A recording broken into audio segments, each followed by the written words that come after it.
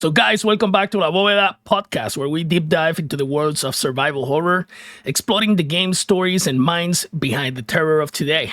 And today, we're uncovering the chilling, atmospheric world of NEDRA, a story-driven action adventure blending survival horror with cosmic terror set in the Soviet-era Antarctic station. The explorers have vanished without a trace, leaving the player to unravel the haunting mysteries within. Joining us today is David. That's the way.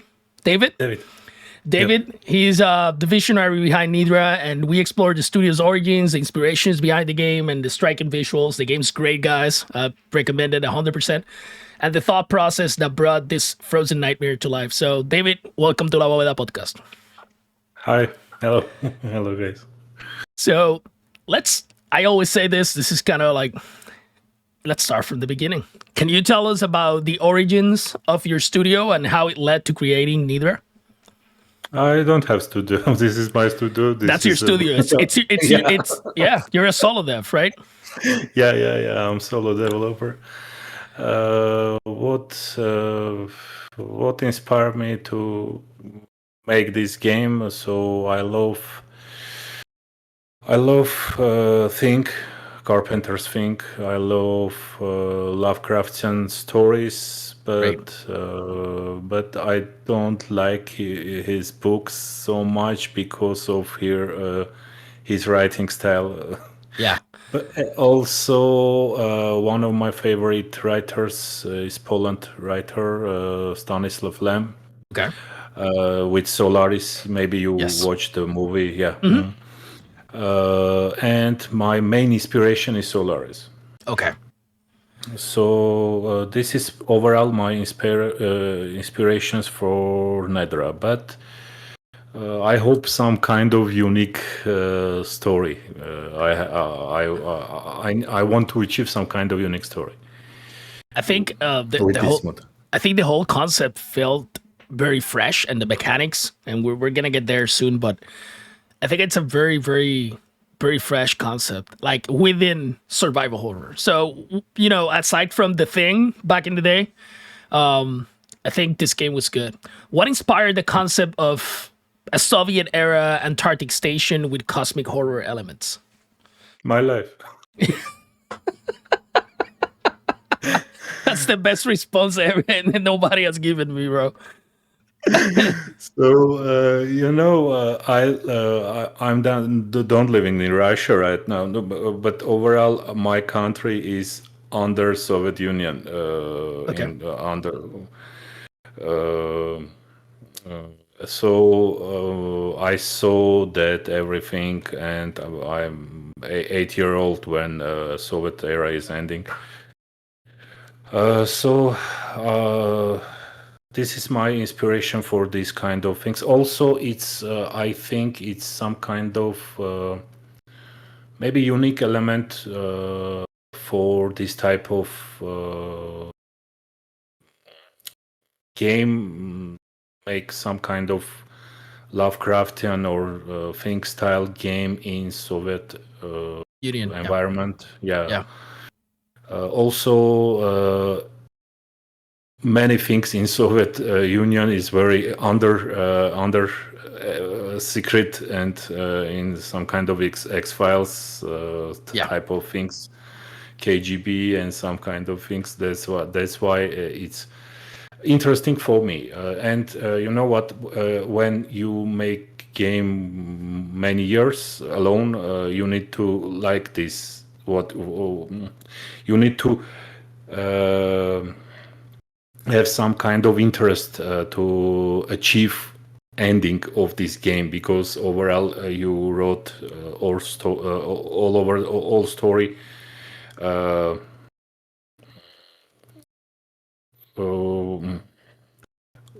with development. So Okay. you develop the game and you wrote story for this type of thing. Because you don't have any team, you don't need maybe game design document, you don't need overall all detailed story from first day to that makes sense until the end. Yeah. So I think the visuals are stunning, and the game is very immersive. So, what was your process for developing the game's aesthetic? What is the process of developing the game, The aesthetics, how the game looks, how it feels. Okay, how it feels, how it looks. My main profession is lighting artist. I work. This is my artistic look. It's my everyday profession. Okay. And I work in Saber Interactive. You know Yes. this. Yes. On Space Marines or Toxic Commando. This in 2026 release date. Yeah. It is my main profession to make game looking good. Good. But Yeah. overall, But overall, I don't have too much skills in animation. I don't have too much skills in character modeling. So I know my minuses and I know my pluses. So I hope I can achieve some kind of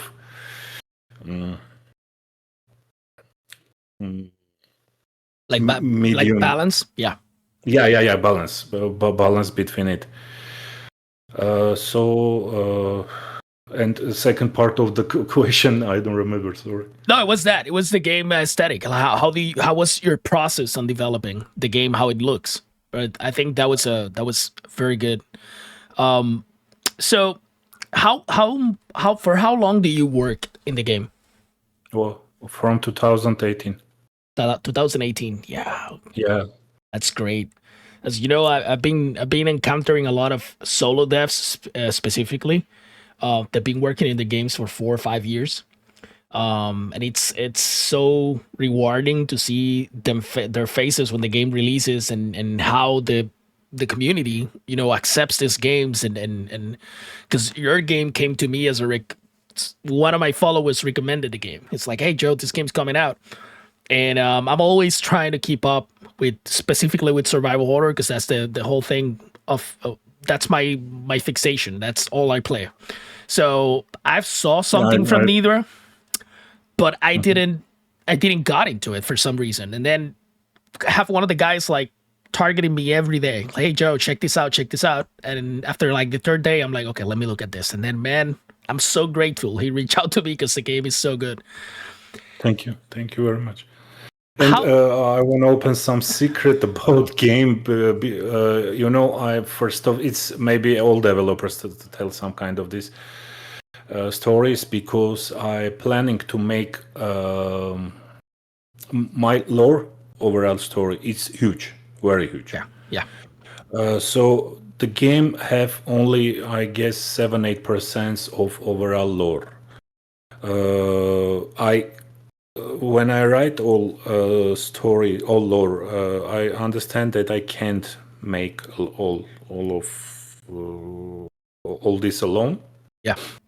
I decide to make some kind of one part of this game, and if everything goes okay, I can make some prequels, sequels, some kind of this type of things. But right now I work with some guys that make some comics, some comic books, and they want to make some kind of comics about NEDRA.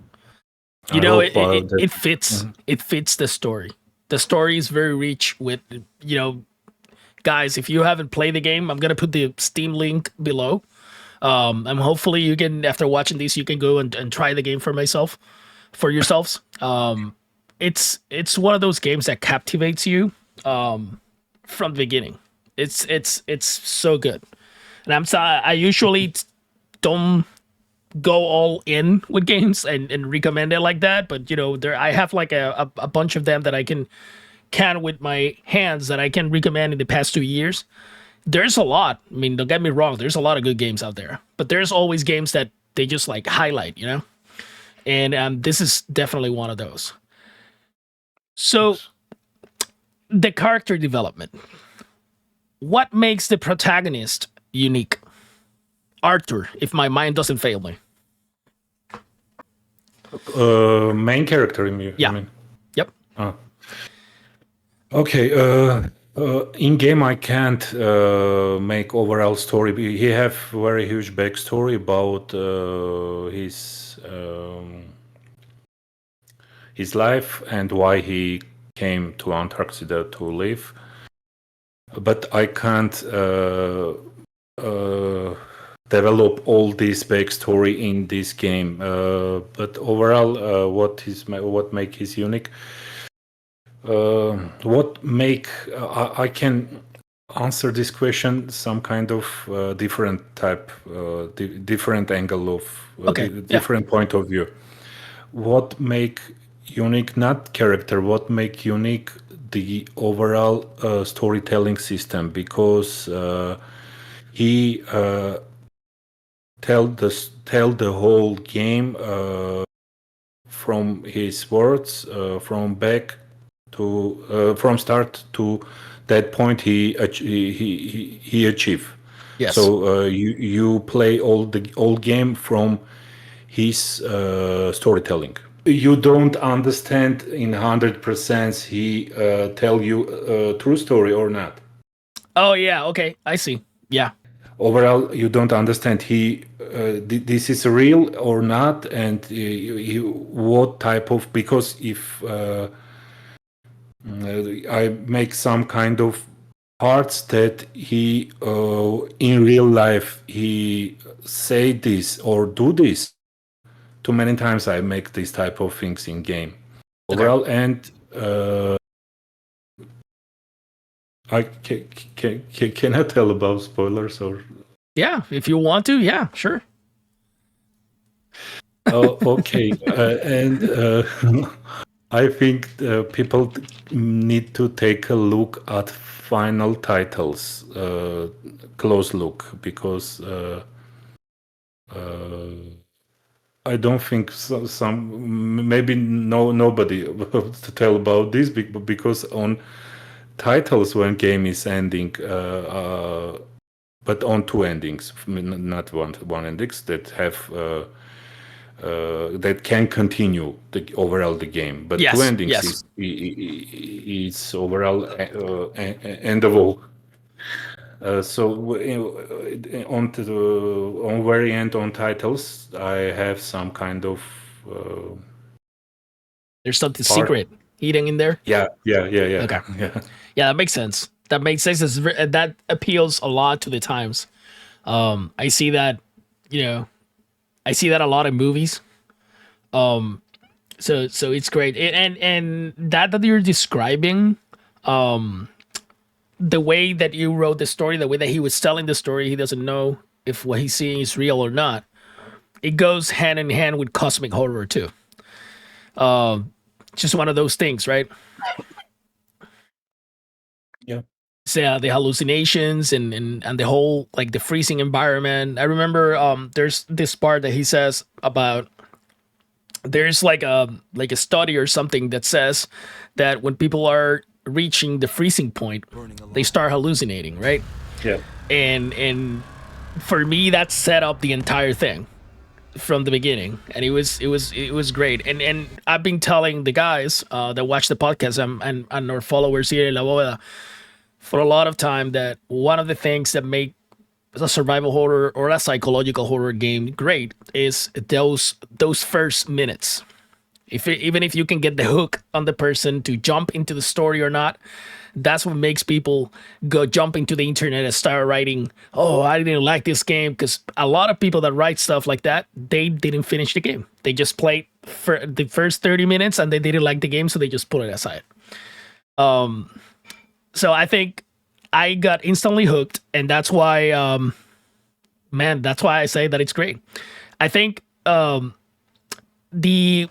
soundtrack plays a big role in building tensions, especially in survival horror games. How did you choose the music and the sound design?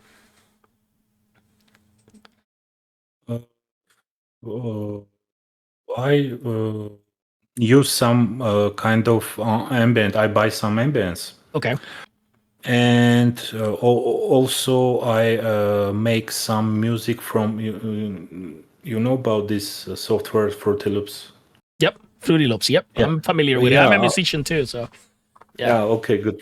I'm not musician, and this software is very friendly for this Oh yeah. type of people. They're not musicians, and I wrote some kind of elements that I need to make when enemy come close to you, or or you have some hallucinations. I make some inter noise Yeah, noises from noises. there. It's Yeah, like environment noises, and yeah. yeah, yeah. So I use Fruity Loops and I buy some ambient Okay. sounds. Can you? And yeah, and one song. I only have one soundtrack. No, two soundtrack. The second one I buy from I don't remember website. And second one is Soviet hymn, Soviet music about Antarctic people. I was gonna ask about that because I heard it, and it was so perfect at the moment that it came out, because it gave you the feel of the era. Yeah, That's how yeah. I felt, because I've been, my dad was huge into watching war movies and stuff. So since I'm a kid, I've been watching this kind of stuff, and then that music came out and instantaneously hit. So it was great. Can you walk us through the gameplay mechanics and how they enhance that survival horror experience? Like, maybe in your own words, what would the player expect when they play NEDRA?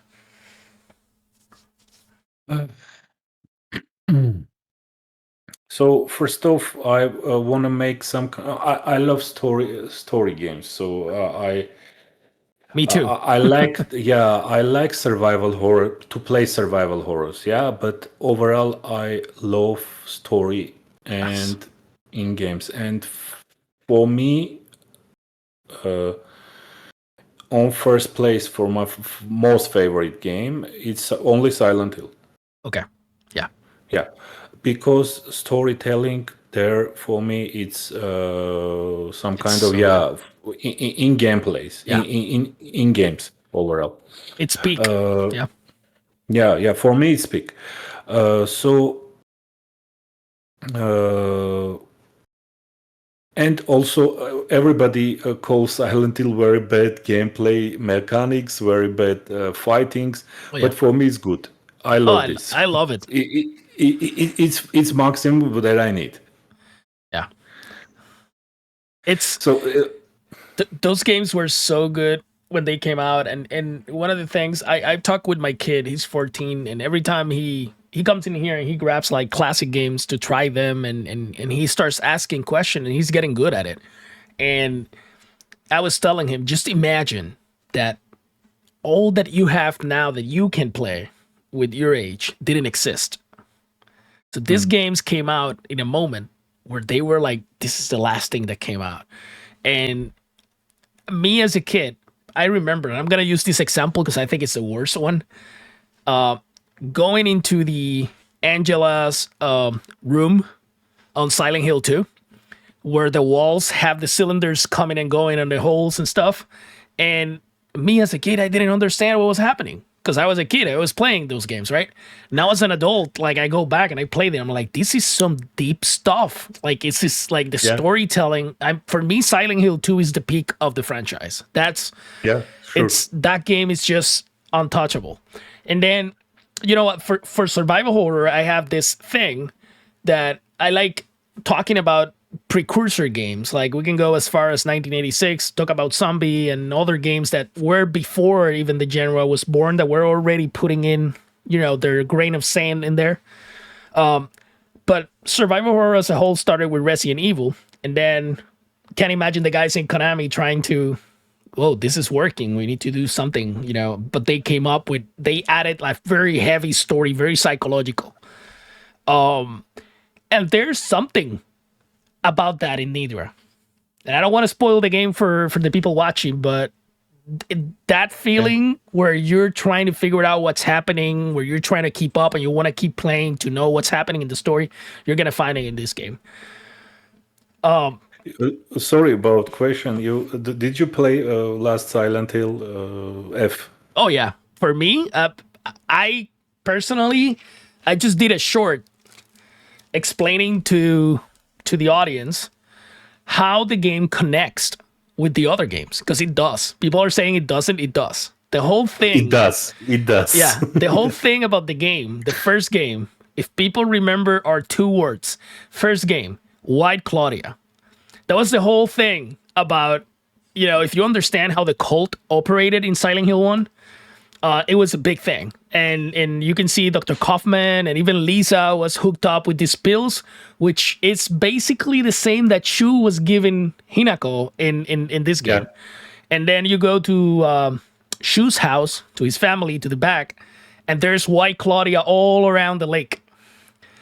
And even the notes that you found on Silent Hill F talk about it. They talk about using peony, but if you look in real history, the Greeks called peony to the White Claudia, and it's a whole thing about perennial flowers and thing.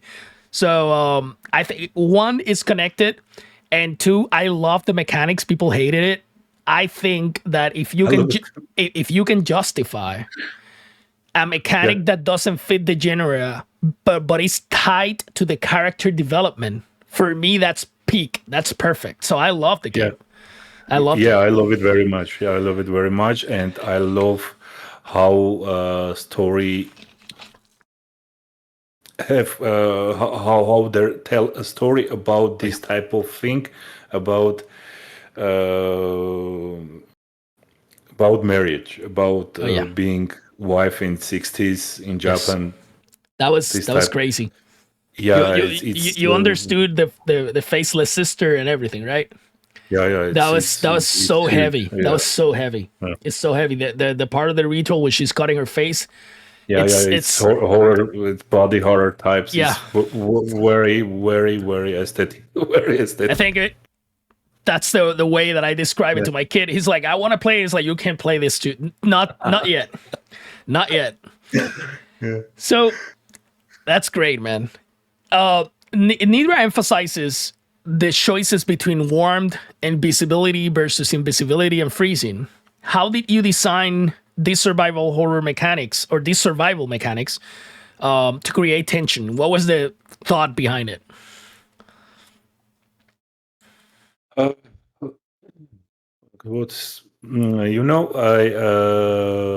When I wrote story overall, I wrote like some kind of walk simulator. Okay. Because my first game is walk simulator with puzzles. Yes. And after when I release my first game, I understand it's 50-50 people, 50% of people love the puzzles and want to play that type of games, and 50% don't understand how can it resolve this type of puzzles. And I understand that I need to change this type of game design, that I don't need very hard puzzles. Hard puzzles, yeah. I remove all my puzzles from this game, and after that I understand that I don't want to make this type of game without any gameplay mechanic. Just you need to walk, you freeze, and nothing about. So I decide I need to make action. Yes. Yeah. And when I make shooting system and crowbar system, yes, I decide to add some kind of stealth mechanics because why some kind of? Because I don't like this type of games. Like it's funny. Then in Assassin's Creed, when you stood 2 meters from enemy and they don't die. Yeah, it's it's not immersive. It's I Yes. don't know. Maybe onto the PlayStation 1 on Metal Gear is very good to play this type of games, but right now I don't like this type of Like I stealth don't play games. this Yeah. type of games. Yeah. And but I need to make some kind of game mechanics in game because monsters is I don't want just make action and all and done And with it it. adds to it. When you're Yeah, yeah, fighting yeah, monsters, it adds to the horror experience too, because it builds that tension, right? yeah. And I decide to make these type of things. Do you froze you beside stations? You need to go from one station to second station, or you need to go to cave. And cave level is very huge. Yeah. So you don't have places, then you can turn on generator to get heat. So I decide to make some kind of, I don't know, The hallucination. parasites. No, no, Yeah. no, parasites that you need Oh, to the eat it. parasites. Yes. Yes. Yeah, yeah, and then you need to eat That's it. the That the frost walkers, right? frostwalkers, yeah, Yeah. frostwalkers is mutated polar people, Okay. So it's and like, and I was gonna ask you, since you're there, that those survival tools like the painkillers, the iodine, and even the frostwalker worms are very unconventional. Like it's like not no, it's not something that you normally see in a game to use to, to how does that in what was your approach when you designed those mechanics? I'm trying to put it as simple as I can. approach. I don't know. Make something that no only you can see on Other game. maybe in Japan games only Okay. Yes. Yes. because I'm huge fan of only Japan games. Yeah. Japanese games are crazy Yes, sometimes. Yeah. and Yeah. you know what? After I released NEDRA, I got some kind of fans from Japan for this game. That's cool. Yeah, and I understand that maybe I achieved that what I want But you because want it. Yeah. Sure. That feels great, doesn't it? Huh? It's good. Is there any historical events or location yeah, that inspired your Antarctic setting? yeah. I make main station from Aurora station from a real station that called was Vostok in Okay. Russian. Yeah, it's from I don't remember on 1950s they built this 55. They built that station and he have and he right now stood there and work. Okay. So and they have uh, huge legends about this place. About random monsters and Yeah. it's some kind of uh, how we call it in English, some kind of X-Files type of things there. Yeah. It's like this classified stuff and yeah, we hear stories about it too. Like Yeah, if you kind of like you remember the MK Ultra project yeah, yeah, yeah, yeah, yeah. the Yes, experimentations and on the whole thing. I think there's a game coming out. It is coming out on October 31st. It's Flesh Made Fear. He has in there a little bit of MK Ultra too. So it's a huge chunk of history right there. Mhm. Looking back now, when you started, what was the most challenging part of developing Nidra? What was the most difficult part, what is uh, aside uh, of you being by yourself? I want to remember it because I try to I try to forget everything about this. You know what is most complicated part of the development in NEDRA is to achieve the end. The end. Yeah. Yeah, because I have too much mechanics in the game for one developer, and also I'm not developer. I'm not programmer. So you have It's to learn complicated from everything as you go. yeah. You were learning as you go. Yeah. I'm learning from my first game, but yeah, every project have unique some problems, unique elements, unique everything. It's so makes me happy to hear that coming from you to say reaching the end. That because for me, I try always to put myself in the shoes of the people that I'm going to be talking with. I appreciate this genre so much. And I have a newfound respect since I started playing indie games around 2017. And now I have the opportunity to start talking and interviewing people like, developers like you. And I was always hoping that somebody would say the end because for me, it made sense. Like, how would I, you go and win and you create all this stuff and you come up with these ideas. For me, the most difficult part would be ending it. Ending it, and then all the pressure of maybe is this end the right one? Like, is this like how I wanted to do? Or maybe you feel like the game was too good, but the ending you're not happy with it. It would be, I don't know. For me, that would be the most. It makes total sense. Yeah.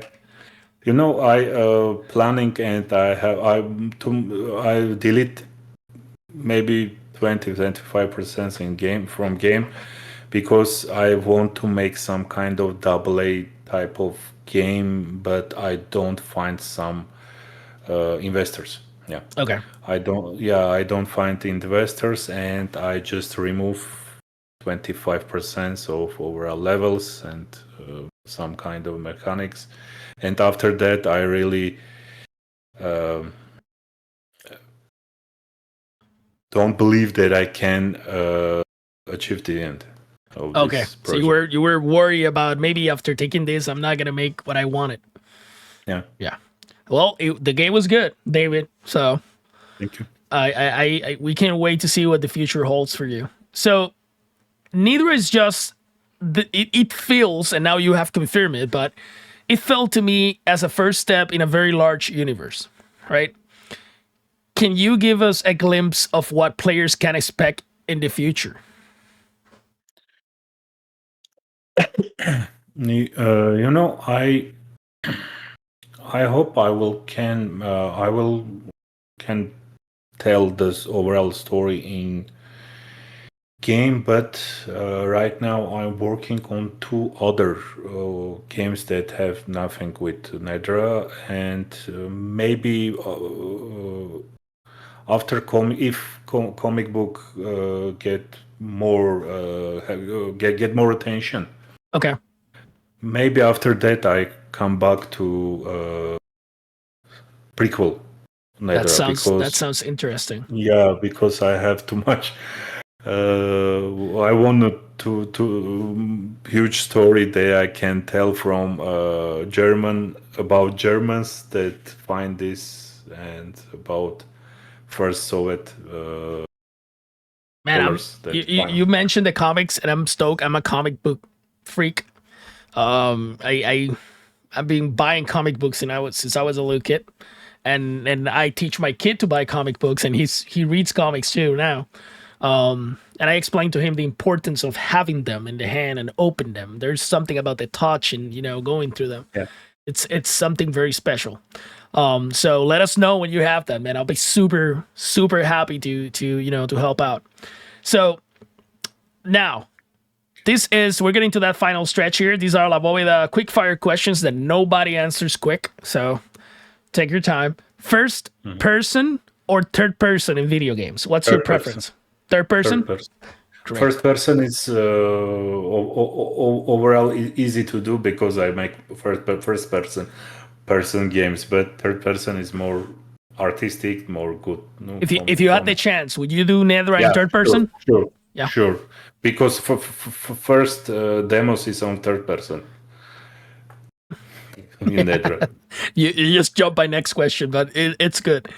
What's your take on survival horror nowadays, especially regarding the shift towards action heavy gameplay?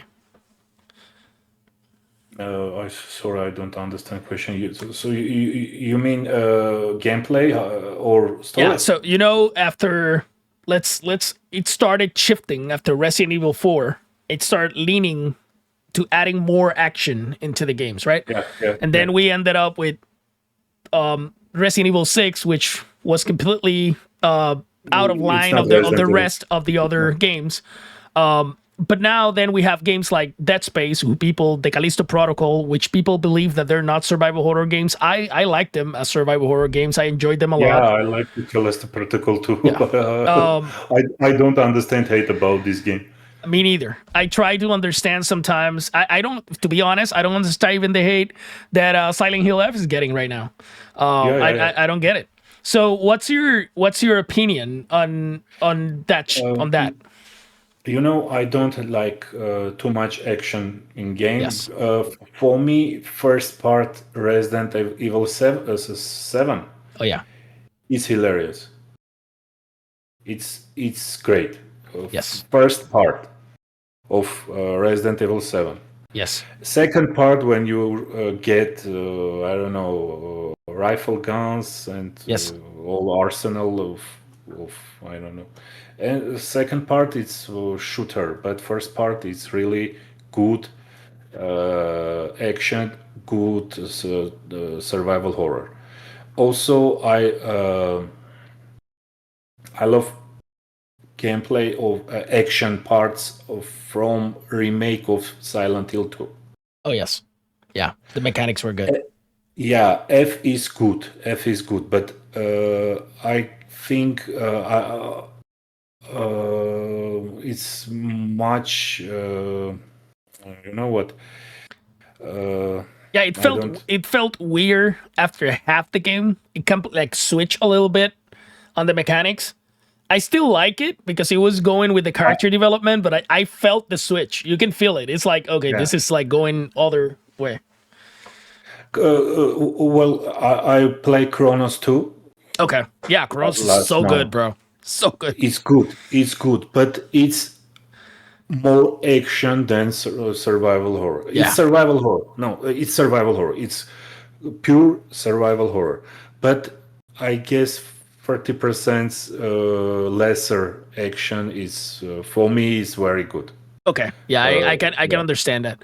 You know how it for me it felt that it had action, but the limitations on the menu and the mechanics were so good that it kept it at bay. It still was a survival horror game. If they had made this like any other game that you just keep like grabbing ammo and shooting and stuff, and it would completely this close to just going the other way. But I think it was good, and the story blew my mind. It just blew my cap. And then this is a final question: what is your favorite survival horror game of all time? Silent Hill. Yes, First one. The first one. First one because for story. Second one it's Peak. It's overall pick. Oh yeah, it's not only on survival horrors, overall pick.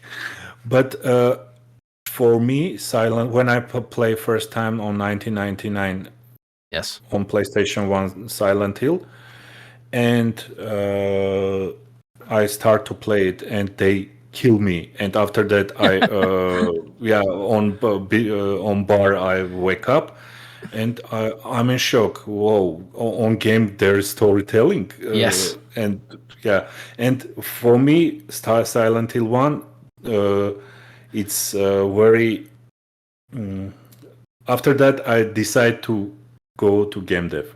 Yeah, it's Silent Hill good.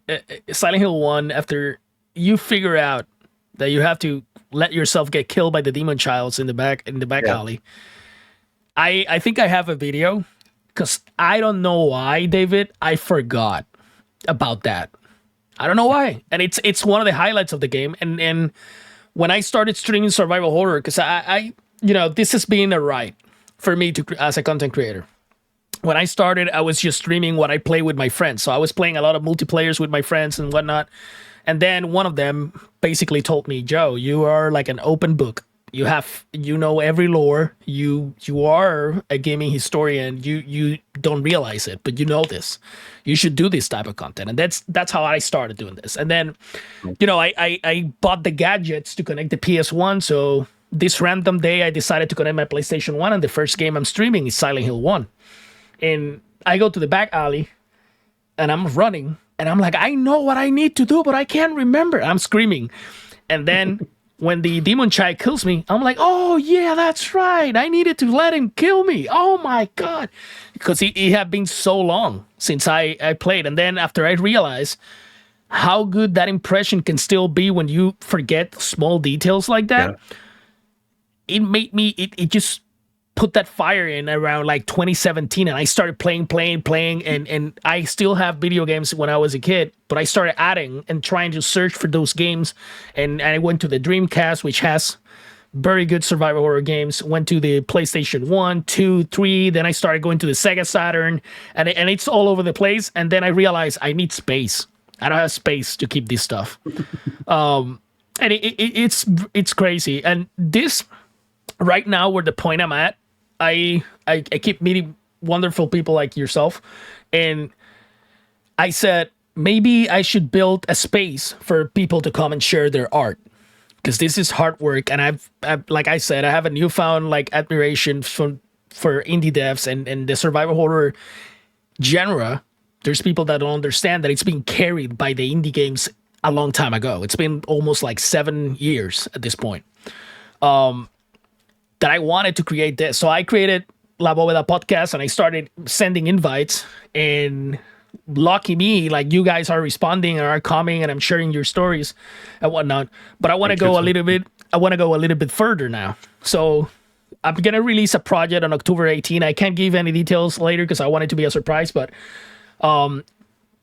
it's going to be a little bit different of what's out there.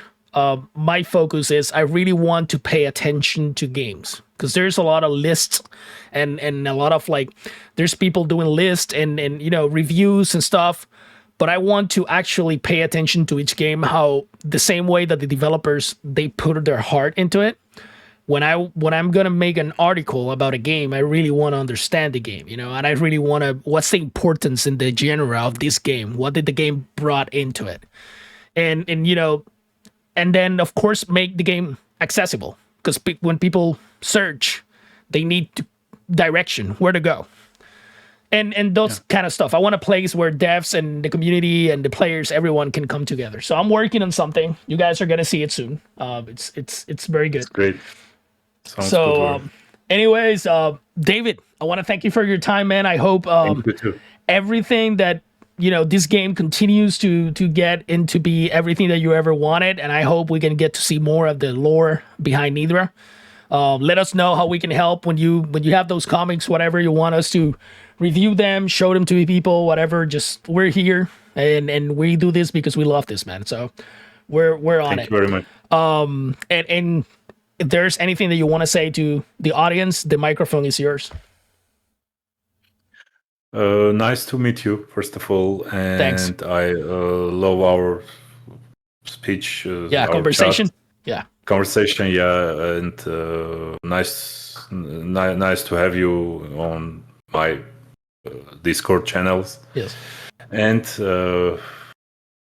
play good games, play survival horrors. Yes, and don't hate story-driven. And don't hate Silent Hill F and Callisto Protocol. Guys, story-driven games are meant to make us feel stuff, make us feel experiences. I think the last experience that I saw somebody talk very bad about a game that I enjoy was with Karma the Dark World. Karma the Dark World is such a good game. It's a walking simulator, but the story is so good that, guys, just play good games. Just get into it. Get into the habit. You have homework. Anyway, David, thank you for your time, man. And guys, until the next time, go down there. The link to NEDRA is going to be down there. Support the indie game developers, especially guys like David that he worked on this by himself. So until Thanks. next time, guys. If I don't make it, I need to share what's going on here.